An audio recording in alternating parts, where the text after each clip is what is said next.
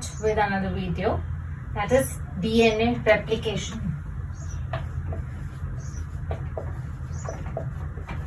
So DNA replication in itself is a very big topic, and here I am just discussing the very superficial concept of DNA replication that will be helpful to you to write the answers and also to solve the MCQs in your entrance exams. Let's start with it. So replication means something that has to be synthesized as it is. It has to be the duplicate. For example, this is a parent DNA molecule. So this parent DNA molecule has to form two daughter molecules which are identical. So this is one daughter molecule. This is the second daughter molecule. So one red strand of one parent goes to the one daughter molecule, and one another red strand of the parent goes to the other daughter molecule. This means that this has gone here, this has gone here, and another new strand has been synthesized in both of them. So two red strands have been conserved. One has been conserved in one molecule, another has been conserved in another daughter molecule, and a similar strand has been formed in two daughter molecules. So replication means one molecule forms two identical daughter molecules. So when one parent DNA molecule forms two identical daughter DNA molecules, the DNA replicates. In this process, the parent DNA is conserved, and since one goes in one molecule, another goes in another daughter molecule, it is a semi-conservative method of replication. So this semi-conservative method of replication was explained by the experiment given by Michelson and Stahl. So Michelson and Stahl's experiment explained that DNA replication is semi-conservative replication. One parent molecule gets synthesized into two daughter DNA molecules where both the strains of the parent molecule is conserved, hence it being a semi-conservative method of replication.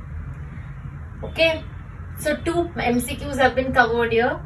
Replication in the two daughter identical molecules are formed, and it is a semi-conservative method of replication.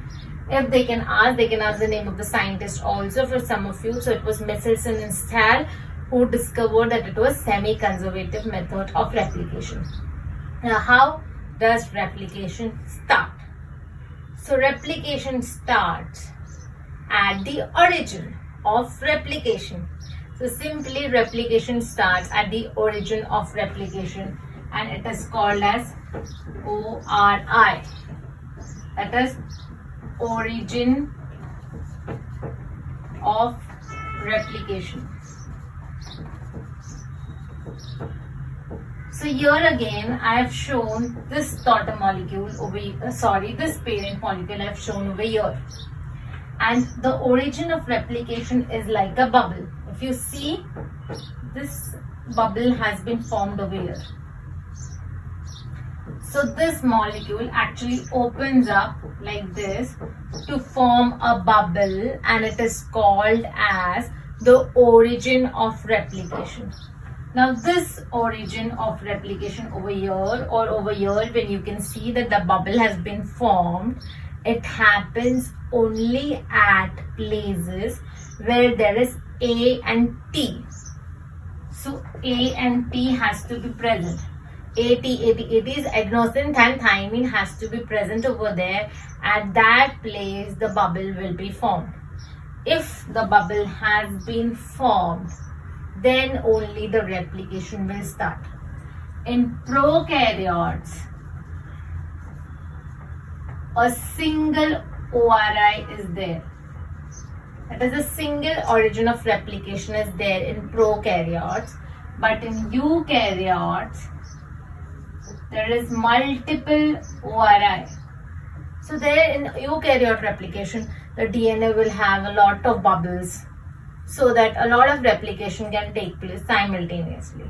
Okay, so the origin of replication starts where A and T are present and it forms a small bubble where the replication starts.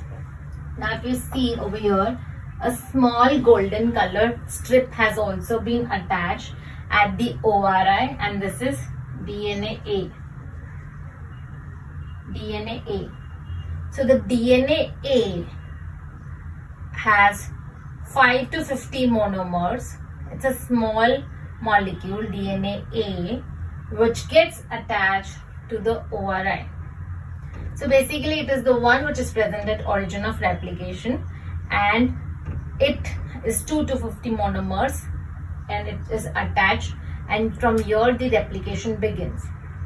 But the replication can be in both directions. So the replication is bidirectional. This means if I show over here, if this is my replication bubble and this is my ORI, so the replication can go this way and this way. So my replication, DNA replication is bidirectional. Okay.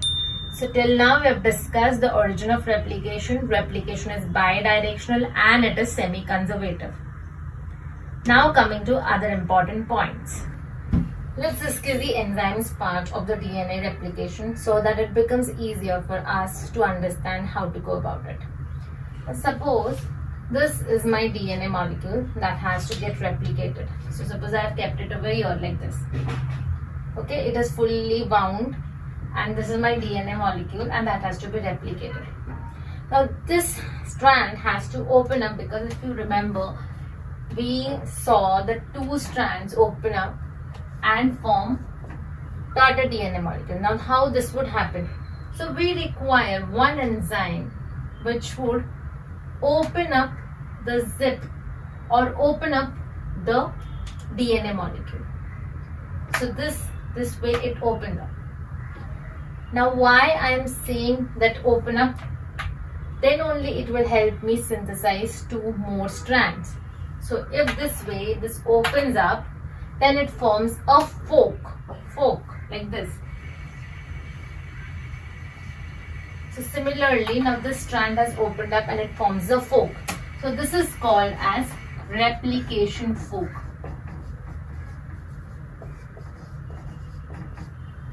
But who helped me to make this fork like this, to open up the DNA molecule? So to open up the DNA molecule, one enzyme that helped me over here, which is this enzyme, is called as helicase. So basically, the enzyme which helps me to open up the DNA molecule is called as DNA helicase. So it opens up the molecule and forms the replication fork so that the replication can start. But in the process of opening the replication fork, if I keep on opening it like this, here, this exactly the part where after beyond the opening of the fork, all these coils become more tense. Over here you can see these coils have become more tense. This means supercoilings have occurred.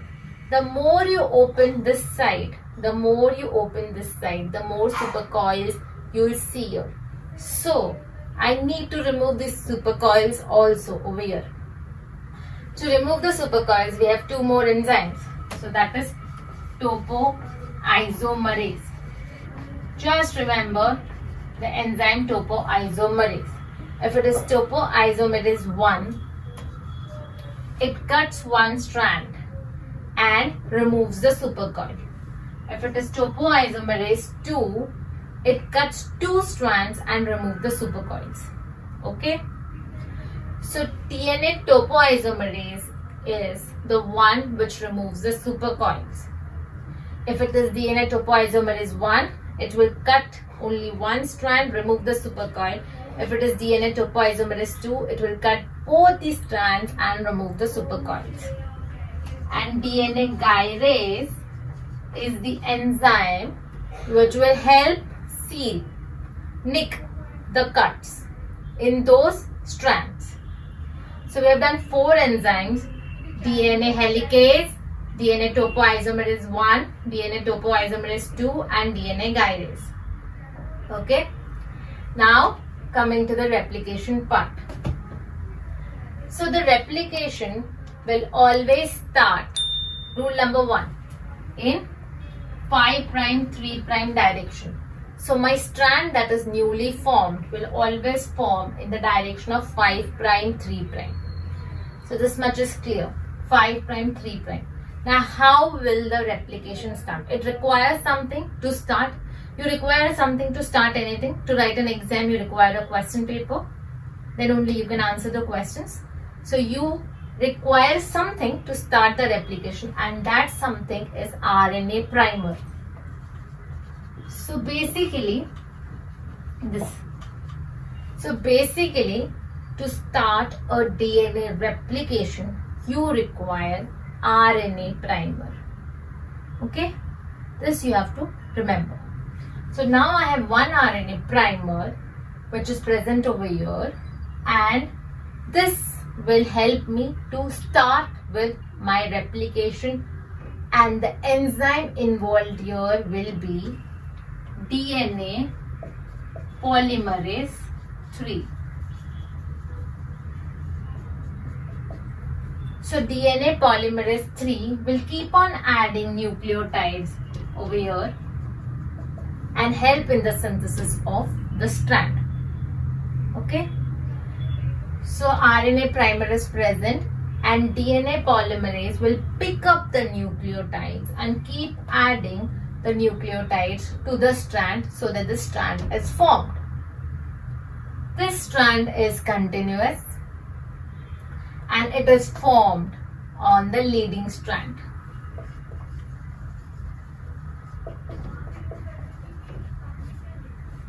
But if you see over here, the synthesis has to be 5 prime 3 prime.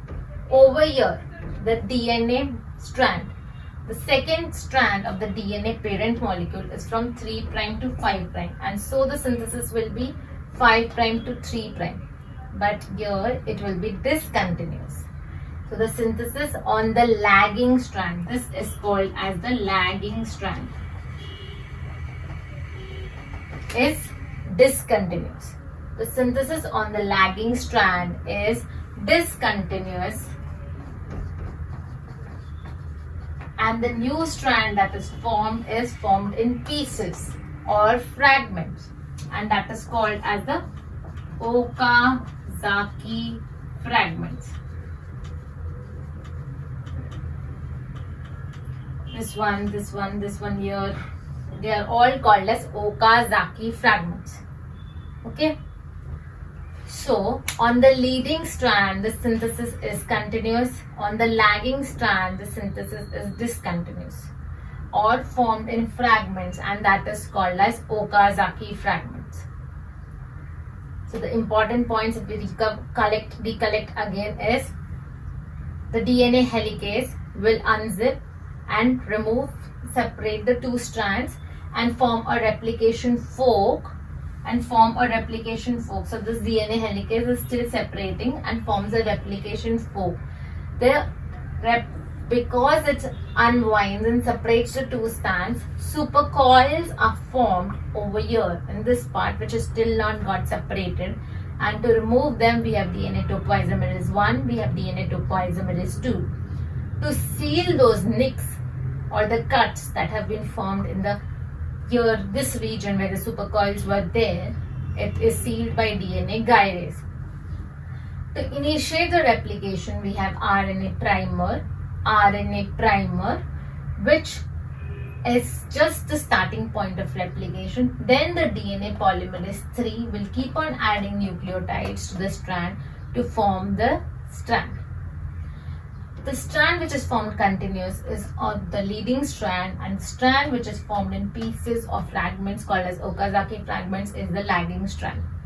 The replication is always in the direction of 5' to 3'. We are here till now, we are correct. Now, how will we remove this RNA primer? So the RNA primer that has been formed will be replaced by DNA polymerase 1 over here. So this RNA primer molecule that was initiating the replication gets replaced by DNA polymerase 1. So polymerase 1. So that here again we have DNA. And this area between the RNA primer initial which was present and the nucleotides that are synthesized by DNA polymerase 3 is ligated by DNA ligase. So basically DNA polymerase 1 replaces the molecule that was present as the RNA primer. DNA polymerase 3 keeps on synthesizing nucleotides onto the strand, and DNA ligase joins the area between DNA polymerase 1 synthesis and DNA polymerase 3 synthesized nucleotides. Okay, so now we just see which were the enzymes that were present. So there was helicase, which helps in opening the replication fork. Then there is topoisomerase, which helps in supercoil removal. Then there was polymerase 3, which helps in the synthesis of nucleotides on the strands and also proofreads. Proofreads means the correct nucleotide will be placed at the correct position. That is the function of DNA polymerase 3. DNA polymerase 2 is present in DNA repair, not in replication. And DNA polymerase 1 is one which replaces the part of the RNA primer and synthesizes the molecule over there. So it replaces RNA primer.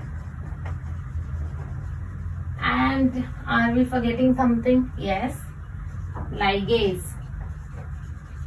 Ligase will ligate or join the part between the replaced RNA primer and the DNA polymerase 3. Again we have DNA gyrase